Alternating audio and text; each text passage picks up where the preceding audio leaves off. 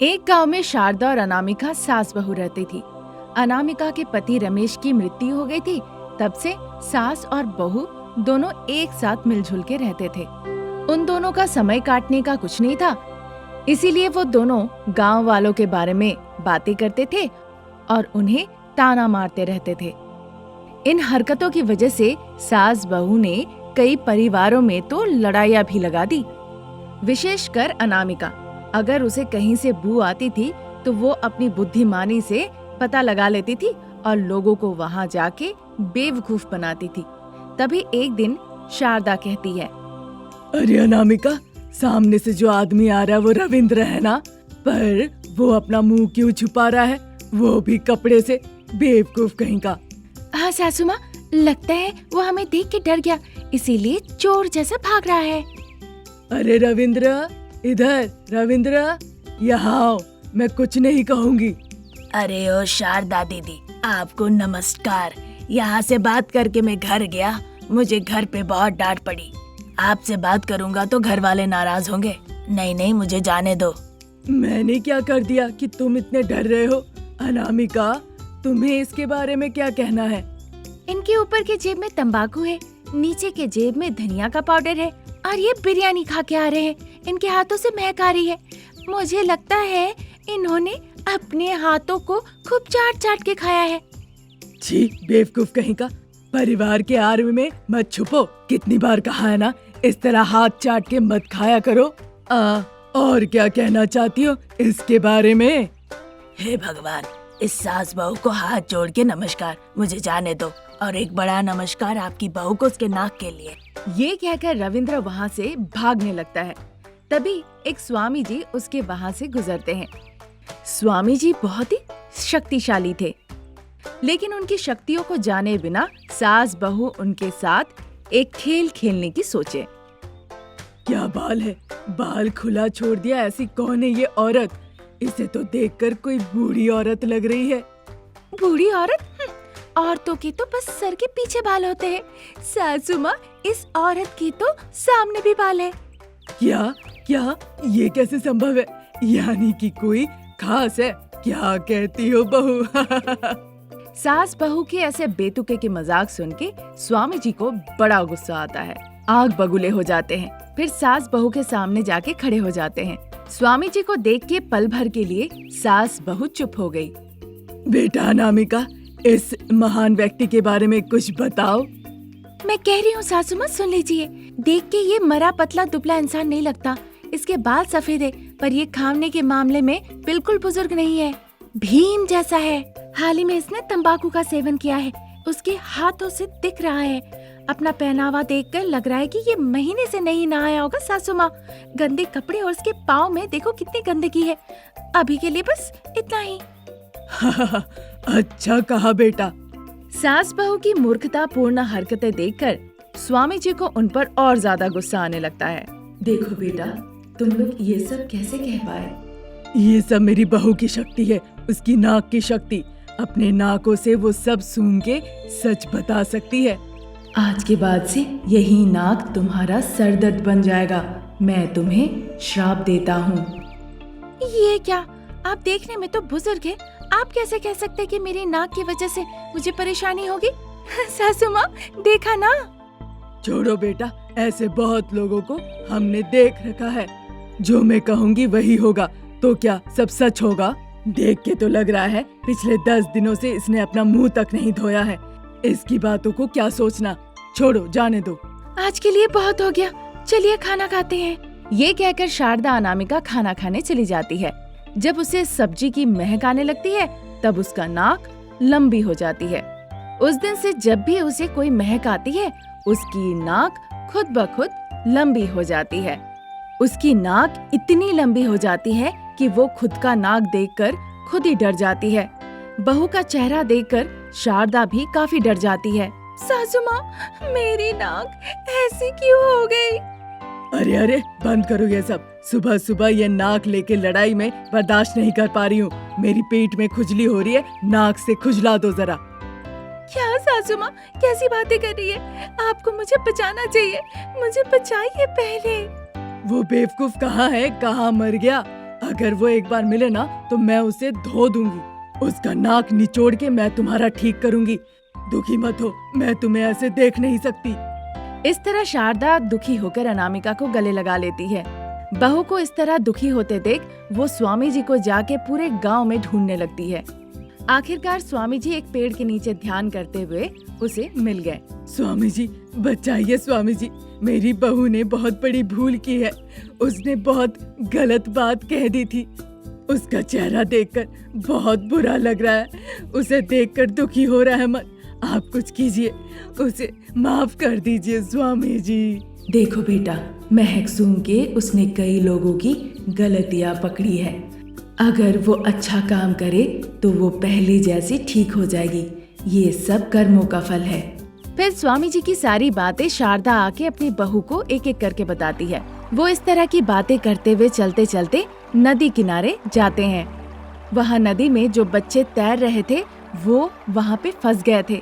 उनकी आवाज सुन के सब लोग इकट्ठा हो जाते हैं, पर उन्हें कोई बचाने नहीं जाते। तभी अनामिका अपने लंबे नाक की सहायता से उन बच्चों को बचा लेती है।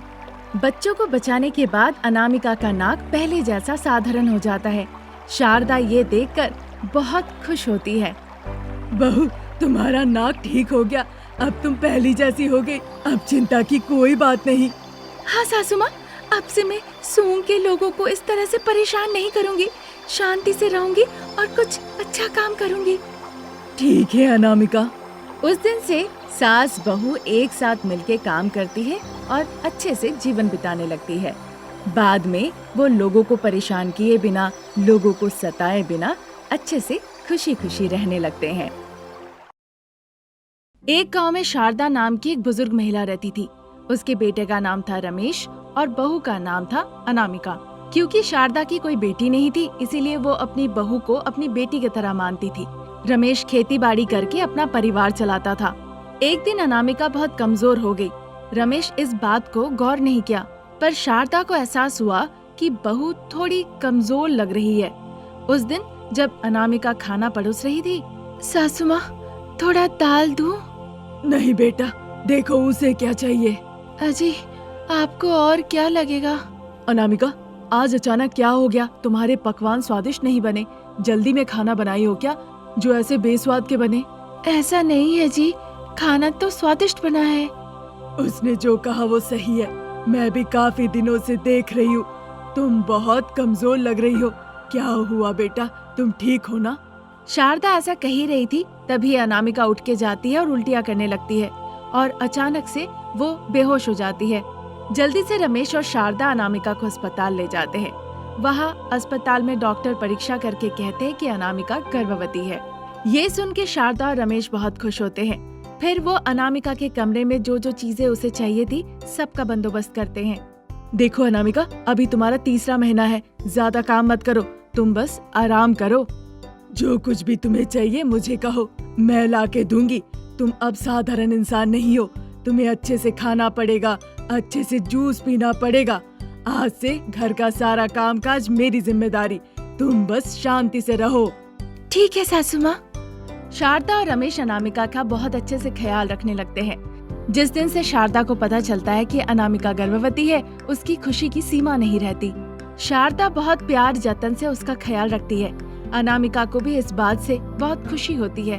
रमेश भी अपनी पत्नी को फल, बादाम, अखरोट, किशमिश लाके दिया करता था। कुछ दिन निकल जाते हैं। अब अनामिका का 8वां महीना। अनामिका पूर्ण गर्भवती। शारदा अपनी बहू का बहुत ही ध्यान पूर्वक ख्याल रखने लगती है। रमेश अपनी खेती बाड़ी में व्यस्त रहता था और रात में घर लौटता था। एक दिन रमेश अपने खेत में पके आम ले आके अपनी पत्नी को देता है।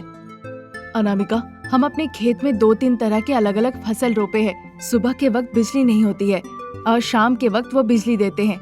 इसलिए मुझे रात में जाके देखना होगा कि खेत में ठीक से पानी जा रहा है कि नहीं। मैं शायद रात को ना आऊँ, तुम चिंता मत करना, ठीक है ना?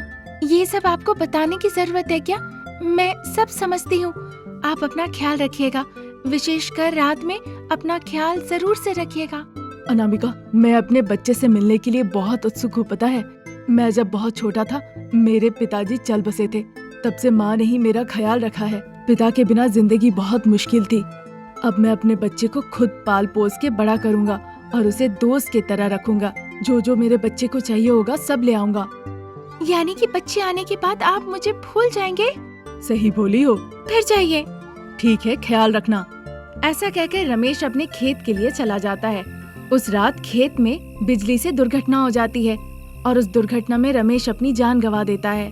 ये सुनकर शारदा और अनामिका के पैरों तले जमीन ही खिसक जाती है। गर्भवती होने के बावजूद अनामिका बहुत रोती है, रो रो के पागल हो जाती है। शारदा अपने बेटे को पकड़ पकड़ के रोती है। उस जगह पे मातम घिरा हुआ था। पूरा गांव शारदा और अनामिका को रोते देख वो भी रोने लगते हैं। रमेश का दाह संस्कार हो जाने के बावजूद अनामिका तभी भी रोए ही जा रही थी। बेटा अनामिका, अब तुम साधारण नहीं हो। ऐसे वक्त में तुम्हारे मन में इतना दुख होना ठीक नहीं है। तुम्हें थोड़ा धैर्य रखना चाहिए और अपने बच्चे की सेहत के बारे में सोचना चाहिए। अब क्या कहूँ माँ, मेरी जिंदगी बर्बाद हो गई। मैं अपने बच्चे को क्या कहूँगी? उसके पिता कहाँ हैं? वो हम दोनों को धोखा देकर इस तरह से चले गए। कल मैं अपने बच्चे को क्या कहूँगी कि उसके पिताजी कहाँ गए? हे ईश्वर, आपने मेरे साथ ऐसा अन्याय क्यों किया? मेरी क्या गलती थी कि आप मेरे मांग ही सुना कर दिए? सिर्फ आपकी वजह से मेरे बच्चे के सर से आज उसके पिता का साया हट गया। बेटा अनामिका, तुम इस तरह से रोगी तो तुम्हारे पेट के संतान के लिए सही नहीं होगा। रमेश की यादों में शारदा और अनामिका बहुत रोते हैं। फिर शारदा एक सख्त फैसला लेती है। बेटा अनामिका, तुम्हारे ससुर जी बहुत पहले ही चल बसे थे। मैंने अकेले तुम्हारे पति को पाला पोसा बड़ा किया। ऐसा तुम्हारे बच्चे के साथ ना हो, इसीलिए जो कहती हूँ वो सुनो, फिर से शादी करो। सासू माँ, आप कैसी कैसी बातें कर रही हैं? अभी अभी तो मेरे पति गुजर गए और आप मेरी शादी की बातें कर रही हैं। तुम्हें करना होगा, हमारे लिए नहीं।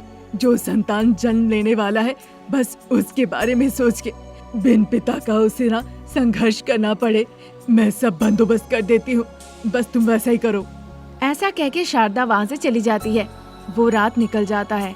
अगले दिन सुबह सुबह ही अनामिका को दर्द शुरू हो जाता है। अनामिका को अस्पताल में भर्ती किया जाता है।